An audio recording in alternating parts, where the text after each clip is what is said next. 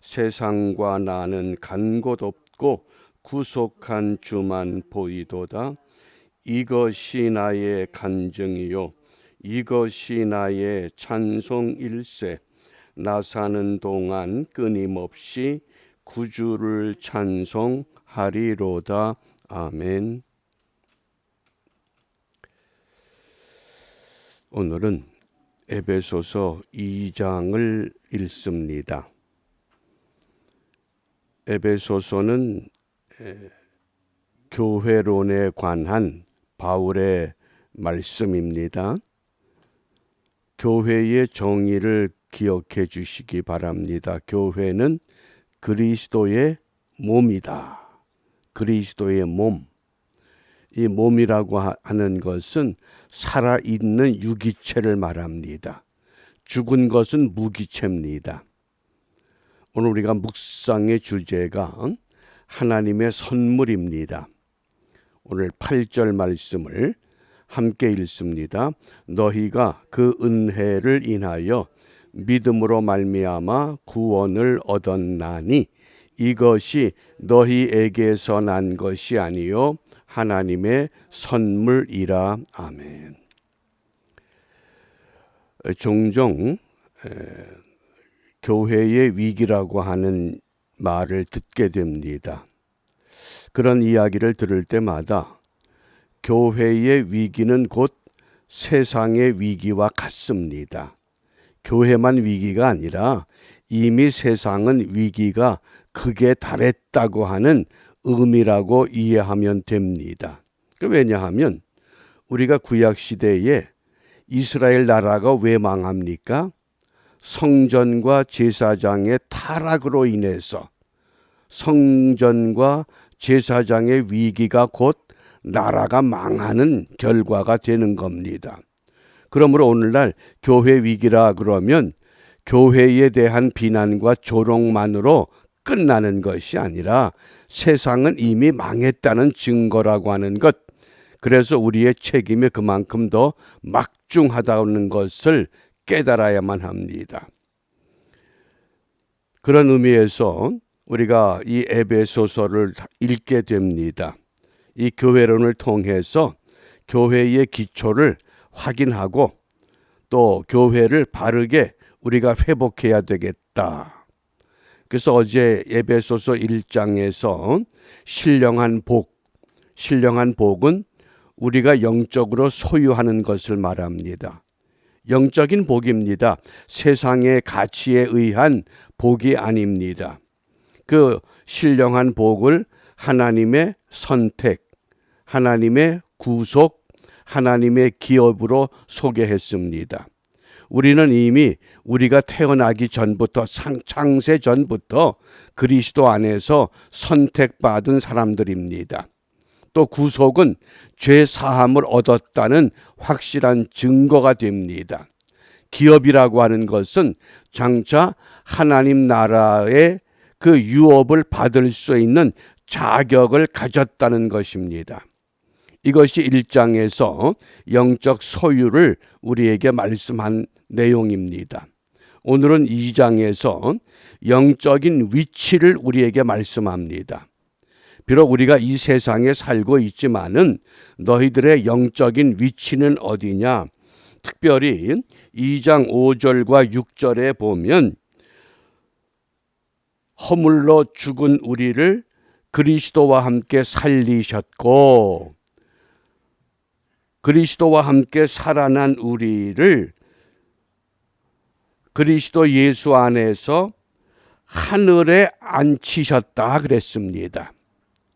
바꿔 말하면 우리가 이 세상에서 살고 있지만은 우리의 영적인 위치는 하나님 나라. 사도 바울이 나의 시민권은 하늘에 있다. 하나님 나라의 시민권자. 그것이 오늘 우리 영적인 위치입니다. 비록 내가 이 땅에 발 붙이고 살아가지만은 이 땅이 나의 목표가 아니라 이미 나는 하늘에 앉힌 자가 된 믿음의 사람으로 살아야 한다는 교훈입니다. 그 미국 어느 작은 마을에 작은 교회가 하나 있습니다. 한 4, 50명 정도 모이는 교회입니다. 그런데 어느 주일에 그 교회에 출석하던 여학생이 주일 예배에 보이질 않습니다. 목사님이 그 여학생을 찾아갔더니 항암 치료를 받기 위해서 치료받는 과정에서 머리가 전부 빠져버린 겁니다. 그 머리가 다 빠졌으니 부끄러워서 주일 예배에 참여하지 못했다고 합니다. 그래서 목사님이 교회 돌아와서 교인들과 미팅을 가졌습니다. 지금 아무개가 이런 상태인데 우리 어떻게 하면 좋겠어? 그랬더니 이구동성으로 우리 전부 미용실에 가서 머리를 삭발합시다. 그러자 그 작은 미용실에 갑자기 손님들이 몰려오더니 오는 사람마다 전부 삭발을 합니다. 참 이상하다. 그 이상한 교회 아닌가? 그러면서 손님에게 물었습니다. 아니 갑자기 왜 삭발을 합니까? 그러니까 삭발하는 이유를 들었던 겁니다. 이 미용실 주인이 감격했습니다. 이런 교회가 있구나. 그리고는 그 지역의 방송국 기자에게 이 정보를 제공했습니다. 방송국 기자가 그 소식을 듣고 주일에 그 교회를 중계하기 위해서 모든 시스템을 준비하고 그 다음에 그 여학생의 어머니에게 부탁을 해서 그 사랑하는 딸과 교회에 출석할 것을 권유했습니다. 머리가 없기 때문에 교회 가기가 부끄럽다고 하는 딸에게 모자를 씌워서 주일날 교회로 들어옵니다. 교회 문을 열고 들어오니까 교인들이 전부 삭발을 한 겁니다. 그 광경을 보고 이 여학생 마음에 뜨거운 감격이 샘솟습니다. 근데 마침 이것을 중계하던 기자가 그 모습을 보면서 이렇게 이야기합니다. 나는 지금 크리스찬은 아닙니다. 이 다음에 내가 교회에 다닌다고 하면 이런 교회를 선택하고 싶습니다. 어떻습니까? 오늘 우리가 섬기는 교회와 그 작은 교회의 그 결정과 그 의도가 정말 하나님의 은혜가 아닌가. 우리 그런 의미에서 오늘 2장 8절 말씀을 다시 한번 함께 읽습니다. 너희가 그 은혜를 인하여 믿음으로 말미암아 구원을 얻었나니 이것이 너희에게서 난 것이 아니요 하나님의 선물이라. 아멘. 선물 받아보신 경험이 있지요? 선물 받을 때 어떻습니까? 그 순간은 얼마나 기분이 좋습니까? 상쾌합니다. 그런데 그 기분 좋은 상쾌함이 몇 날 며칠 동안 계속됩니까? 그렇게 오래도록 계속되는 선물은 없는 줄 압니다. 그런데 오늘 성경은 우리에게 가장 귀한 선물이 무엇인가를 이미 이렇게 말씀하셨습니다. 요한복음 3장 16절 기억하시지요? 하나님이 세상을 이처럼 사랑하사 독생자를 주셨으니 이는 저를 믿는 자마다 멸망치 않고 영생을 얻게 하려 하심이다. 이게 가장 귀한 선물입니다. 2000년 전부터 지금까지 계속해서 창조 때부터 지금까지 계속해서 변함이 없는 가장 귀한 선물. 그 선물을 우리는 이미 받았습니다. 믿고 있습니다. 그런데 오늘 이 세상을 살아가면서 이 귀한 선물의 기쁨이 우리의 삶을 주장하고 있는가 점검해 볼 때가 됐습니다. 왜냐하면 사도행전 4장 12절 다른 이로서는 구원을 받을 수 없나니 천하 사람 중에 구원을 받을 만한 다른 이름을 우리에게 주신 일이 없습니다. 예수, 저의 백성을 죄에서 구원할 자라고 하는 그 이름 예수.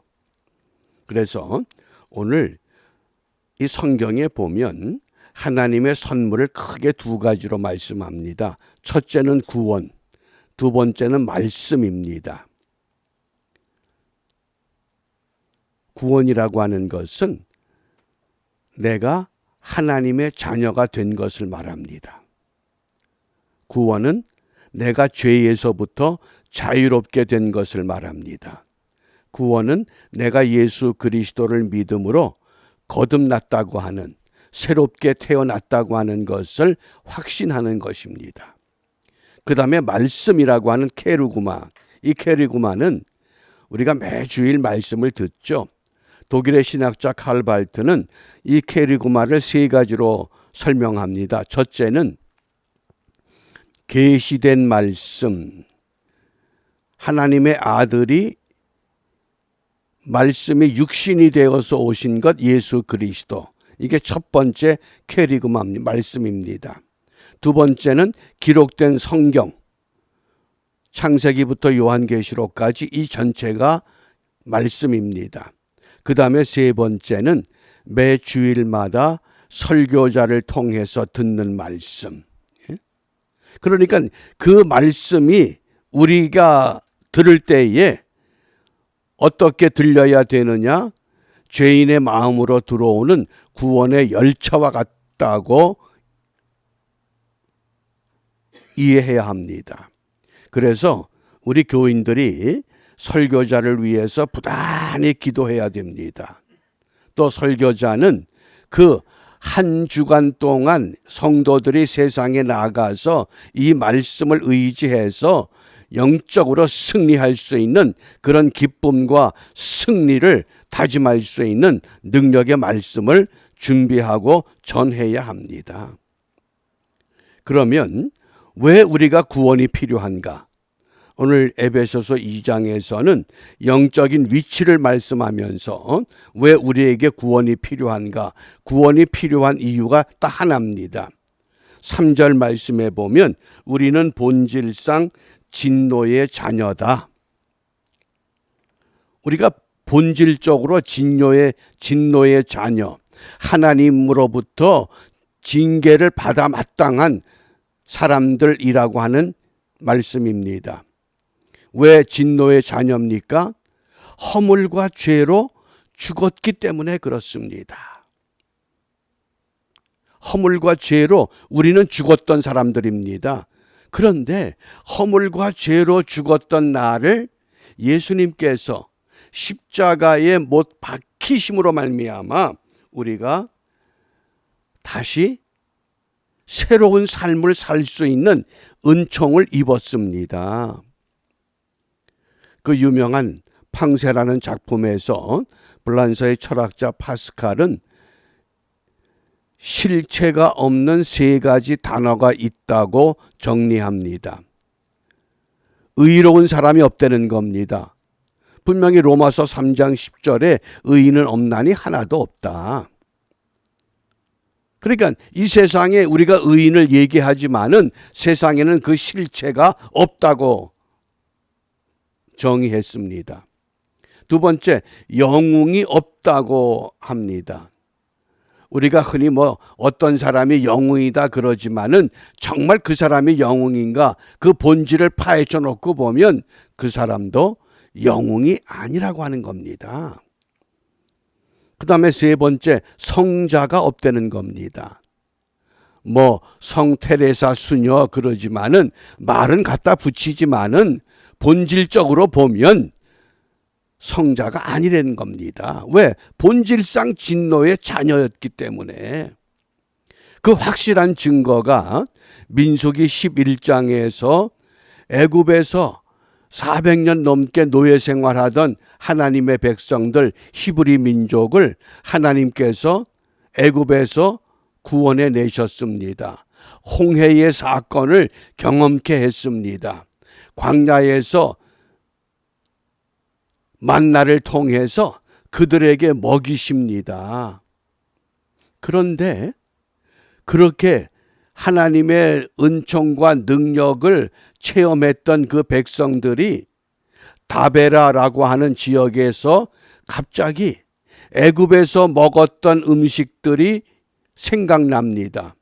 매일같이 만나만 먹다 보니까 아니 애굽에서는 돈도 안 들이고 마늘도 먹고 부추도 먹고 오이도 먹고 생선과 파 등을 먹었는데 우리가 이런 것을 먹지 못해서 점점 기력이 쇠하는구나. 그리고 하나님을 향해서 모세를 향해서 원망하고 불평합니다. 도저히 있을 수 없는 일이 다베라 광야에서 지금 전개되고 있습니다. 요즘 세계적으로 이 원숭이 두창이라고 하는 것, 지금 코비드에 이어서 또 새로운 전염병이 우리를 위협하고 있습니다. 몽키팍스라고 하는, 지금 15나라에 이것이 퍼졌기 때문에 머지않아 뉴욕에도 한국에도 이 원숭이 두창, 이게 천연두를 말하는 겁니다. 이 질병이 곧 전파되면 이 병에 걸리면 30%가 죽을 수밖에 없다고 합니다. 그러니까 이런 상황입니다. 왜? 코비드를 통해서도 깨닫지 못하고 본질상 진노의 자녀입니다. 그러니까 또 다른 원숭이 두창이라고 하는 이러한 질병을 통해서 하나님께서 깨우침을 주시는 줄 압니다. 그런데 우리가 본질상 진노의 자녀였기 때문에 오늘 우리가 구원받은 것이 결코 우리가 어떤 행위를 통해서 우리가 어떤 공을 세워서가 아니라고 하는 것을 강조합니다. 오늘 우리가 에베소서 2장 8절과 9절, 우리가 하나님의 구속을 받은 건, 구원을 받은 것은 두 가지입니다. 은혜와 믿음이라는 겁니다. 은혜와 믿음. 우리 에베소서 2장 8절 9절 함께 읽습니다. 너희가 그 은혜를 인하여 믿음으로 말미암아 구원을 얻었나니 이것이 너희에게서 난 것이 아니요 하나님의 선물이라. 행위에서 난 것이 아니니 이는 누구든지 자랑치 못하게 함이니라. 아멘. 도저히 애굽에서 나올 수 없는 백성, 하나님의 은혜로 어린 양의 피를 문설주에 바르라, 그 바른 것 때문에 애굽에서 나올 수 있었고 홍해의 기적을 체험할 수 있었고 광야에서 만나를 통해서 그들의 생명의 힘을 얻을 수 있었습니다. 우리도 마찬가지입니다. 그럼에도 불구하고 애굽에서 먹던 것이 그리워서 또다시 원망하고 또다시 불평하는 겁니다. 왜 그렇습니까? 그 은혜를 잊어버렸기 때문에. 믿음이라고 하는 것은 한마디로 말하면 은혜를 잊어버리지 않는 게 믿음입니다. 예수 믿고 구원받고 천국 간다, 그것이 아니라 과거에 베풀어 주었던 그 은혜, 그것을 잊어버리지 않는 믿음. 그래서 우리가 이 은혜를 통해서 구원받고 은혜로 한 몸이 되고 은혜로 구원을 완성해 가야 됩니다. 은혜로 구원받습니다. 은혜로 한 몸 됩니다. 은혜로 구원을 완성해야 합니다. 그러기 위해서 오늘 우리가 무엇을 기도하느냐? 빌립보서 2장 12절입니다. 항상 복종하여 두렵고 떨림으로 너희 구원을 이루라. 오늘 5월 25일 수요일, 이 한날의 삶을 우리에게 왜 허락하셨는가? 밤사이 수많은 사건과 사고가, 수많은 사람들이 생명을 잃었습니다. 그런데 오늘 나는 이렇게 건강한 모습으로 주님 앞에 나왔습니다. 무엇 때문에? 너희 구원을 이루어내라고 말씀합니다. 내가 너를 구원했는데, 그러므로 나 같은 사람을 통해서 오늘 이 땅에 구원의 소식을 전하라고 부탁하십니다. 우리 기도 제목입니다. 구원의 소식을 전하자. 어떻게 구원의 소식을 전해야 합니까? 월요일 오후에 우리 랜로드를 만났습니다. 그 랜로드 미국 사람이 아래층에서 방에 개미가 들어온다고 그랬는지 창틀마다 집 주위에 개미약을 스프레이로 뿌리고 있는 걸 봤습니다. 제가 금년에 그 렌트비를 보내면서 체크만 보낸 것이 아니라 물론 매번 성경 구절과 기도문을 써서 보내다가 금년 1월부터는 한아름의 상품권 20불짜리를 계속 함께 보냈습니다. 그러더니 절 보고 그럽니다. 이제 20불짜리 상품권 안 줘도 된다. 그래서 그게 아니고 나는 너무 고맙다. 그랬더니 그분이 그런 이야기를 합니다. 제가 물었습니다. 한아름을 아느냐 그랬더니 자기는 벌써부터 힐사이드 애븐유 한아름에 계속 다니면서 물건을 구입했다 그럽니다. 참 좋다 그럽니다. 그러면서 그만 보내라 그러지만은 그 표정은 계속 주면 좋겠다 그런 표정을 읽었습니다. 그래서 제가 너무 고마워서 그렇게 하는 것이니 그리 알고 그러면서 기도만 해줘도 좋겠다 그러네요. 그게 구원의 소식을 전하는 방법이기도 한 겁니다. 하나님이 지혜를 주시면 반드시 하나님은 어떤 방법으로든지 나를 통해서 이 구원의 소식을 전하도록 인도하시고 역사하실 줄 압니다. 우리가 그런 믿음을 갖고 오늘도 나 같은 사람을 통해서 말도 안 통하고 뭣도 안 되는데 어떻게 이 소식을 전하는가? 분명히 하나님은 지혜로우신 능력의 하나님이십니다. 우리에게 방법과 기회와 하나님이 하실 수 있는 일을 이루어 주실 줄 확신하면서 오늘 함께 구원의 소식을 전하는 일에 귀한 도구로 쓰임받는 복된 하루가 이루어질 수 있기를 바랍니다. 기도합니다. 은혜가 풍성하신 하나님, 저희들에게 허물과 죄로 죽을 수밖에 없던 저희들을 사랑하셔서 구원의 은총의 속으로 인도해 주셨습니다. 이제 이 은혜를 우리가 입었은즉 구원을 이루기 위하여 오늘 우리 한 사람 한 사람 내가 어떻게 하면 이 구원의 소식을 전할 수 있을까 기도하며 하늘의 지혜를 얻어